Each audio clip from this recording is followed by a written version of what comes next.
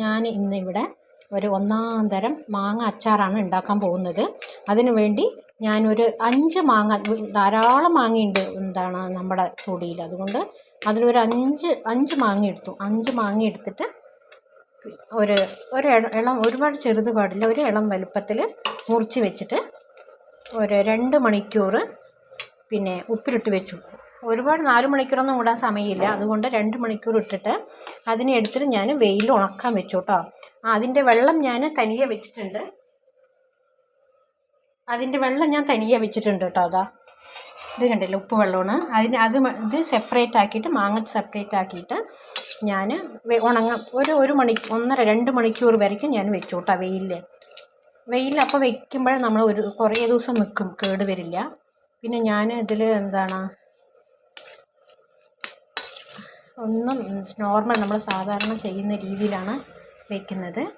പിന്നെ ഇതാ മാങ്ങ, ഒരു 5 മാങ്ങ മുറിച്ച് വെച്ചിട്ടുണ്ട് കേട്ടോ. ഞാൻ ഒരു അടുപ്പിലൊരു ചീനച്ചട്ടി വെച്ചിട്ടുണ്ട്.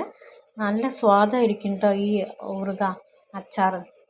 പിന്നെ ആദ്യം നല്ലെണ്ണ കേട്ടോ, അത് നമ്മൾക്ക് ആവശ്യത്തിന്, ഞാൻ അളവൊന്നും പറയുന്നില്ല, ആവശ്യത്തിന് ഒഴിച്ചിട്ടുണ്ട്. നല്ലെണ്ണയാണ് കേട്ടോ. മോസ്റ്റ്ലി അച്ചാറുകൾക്കൊക്കെ നല്ലെണ്ണ ഉപയോഗിക്കേണ്ടത്. വെളിച്ചെണ്ണ ചില ആൾക്കാർ ഉപയോഗിക്കുന്നുണ്ട്, പക്ഷേ എന്നാലും നല്ലെണ്ണയിൽ പിന്നെ അച്ചാറുണ്ടാക്കിയാലാണ് കേട് വരാതെ. ഞാൻ പിന്നെ ഇതിലൊന്നും വിനാഗിരിയൊന്നും ചേർക്കുന്നില്ല കേട്ടോ. സാധാരണ നമ്മൾ വീട്ടിൽ ചെയ്യുന്ന മാതിരിയാണ് ചെയ്യുന്നത്. പിന്നെ അതിന് വേണ്ടിയിട്ട് ഞാൻ നല്ലെണ്ണ ഒഴിച്ചാൽ കായട്ടെ കേട്ടോ. ഒരു 5 മാങ്ങയ്ക്ക് നമ്മൾ എണ്ണ, നല്ലെണ്ണ നമ്മുടെ ഇഷ്ടംമാതിരി ചേർക്കുക. നന്നായിട്ട്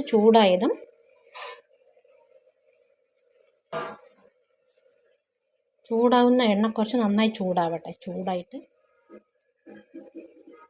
പറയാം.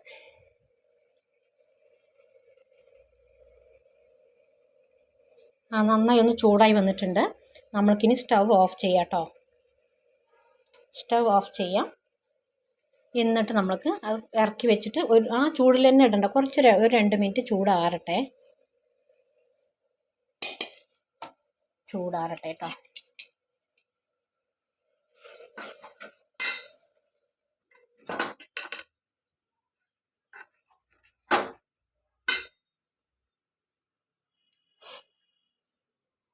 ഒരുവിധം ആറി വരുന്നുണ്ട്. ഇത് നല്ല ടേസ്റ്റായിരിക്കും കേട്ടോ. ഞങ്ങൾ വർഷം ഇങ്ങനെയാണ് ഉണ്ടാക്കാറുള്ളത്.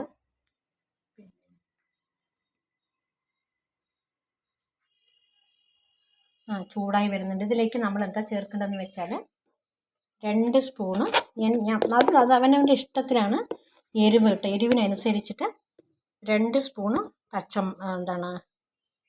മുളക് പൊടി, സാധാരണ മുളക് പൊടി. ഇതിൻ്റെ പച്ചമണമൊക്കെ ഒന്ന് മാറട്ടെ. 2 സ്പൂണ് മുളക് പൊടി. ഒരുപാട് ചൂടിൽ ഇടാൻ പാടില്ല കേട്ടോ. അതിനുശേഷം നമ്മൾ 1 സ്പൂൺ കാശ്മീരി പൗഡർ, അതൊരു സ്പൂണ്, 1.5 സ്പൂൺ ഇടാം കേട്ടോ.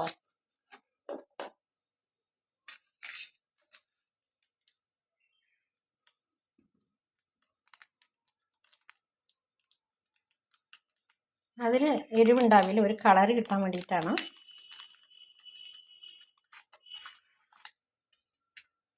ഒരു 1.5 സ്പൂൺ കാശ്മീരി മുളക് പൊടി ഇടണം.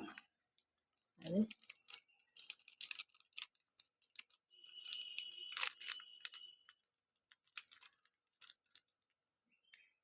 ഒരു 1.5 സ്പൂണായിട്ടോ. പിന്നെ അതിന് ശേഷം നമ്മൾ ഇതിലേക്ക് ഇടാൻ പോകുന്നത് കായ പൗഡർ. അത് നമ്മളൊരു ലിമിറ്റ് നമുക്കറിയാലോ എത്ര ഇടണം എന്നുള്ളത്.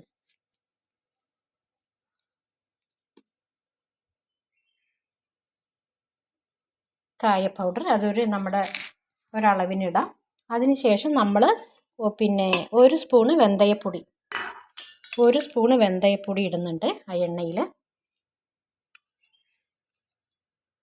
പിന്നെ ഒരു 1/2 സ്പൂണ് കടുക് പൗഡറാക്കിയതാണ്, വറുത്ത് പൊടിച്ചതാണ്. വെന്തയും കടുകും വറുത്ത് പൊടിച്ചതാണ്. കടുകും വെന്തയൊക്കെ പാകത്തിന് ഇടാൻ പറ്റുള്ളൂ, അല്ലെങ്കിൽ ഒരുപാട് കശപ്പാവേ.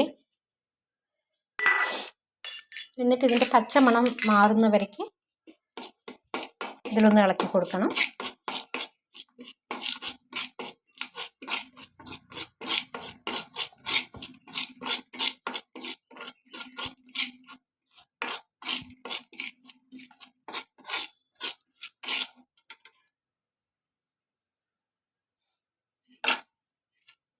പച്ചമണം ഒന്ന് മാറിയിട്ടുണ്ട്.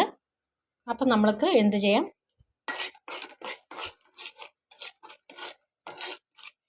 നമ്മൾ ഗ്യാസിൽ വെച്ചിട്ട് ഇങ്ങനെ പൗഡറൊക്കെ ആഡ് ചെയ്താൽ അത് കരിഞ്ഞു പോകും. അപ്പോൾ അതിനൊരു സ്മെല്ല് കിട്ടില്ല, പച്ച മണമായിരിക്കും.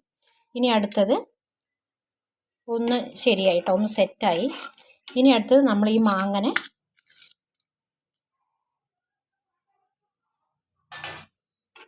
അതിലേക്കൊന്ന് ഇടാം കേട്ടോ. ആദ്യമേ ഉപ്പ് നമ്മൾ ഉണക്കി വെച്ചതല്ലേ.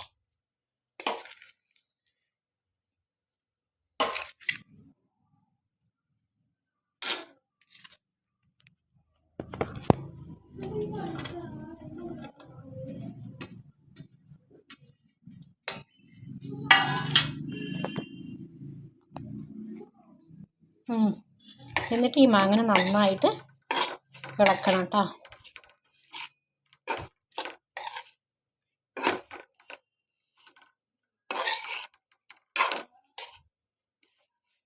ഇനിയാണ് നമ്മൾക്ക് നന്നായി ഇളക്കണം. അതിനുശേഷം ആദ്യം നമ്മൾ ഉപ്പിലിട്ട ഉപ്പിൻ്റെ വെള്ളം ഉണ്ടല്ലോ, അത് കളയരുത്. അത് കുറച്ചുണ്ട്, അത് ഇതിലൊഴിച്ചിട്ട് ഇളക്കണം കേട്ടോ. അതിലാണ് നല്ല ഉപ്പൊക്കെ അടിയിലാണ് പിടിച്ചിരിക്കുന്നത്.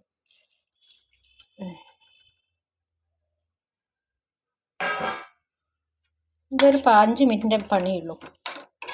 ഇത് ഞാൻ വിനാഗിരിയോ ഒന്നും ചേർക്കുന്നില്ല.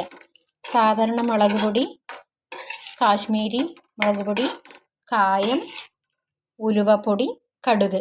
ഉലുവപ്പൊടി കടുകും ചേർത്താലാണ് ആ അച്ചാറിൻ്റെ ഒരു മണം വരുള്ളൂ. ഓക്കെ, എല്ലാവരും ഇതൊന്ന് ട്രൈ ചെയ്യാം. എല്ലാവർക്കും ഈ വീഡിയോ ഇഷ്ടപ്പെട്ടിട്ടുണ്ടെങ്കിൽ ലൈക്ക് ചെയ്യുക, കമൻറ്റ് ചെയ്യുക, സബ്സ്ക്രൈബ് ചെയ്യുക. Okay, by.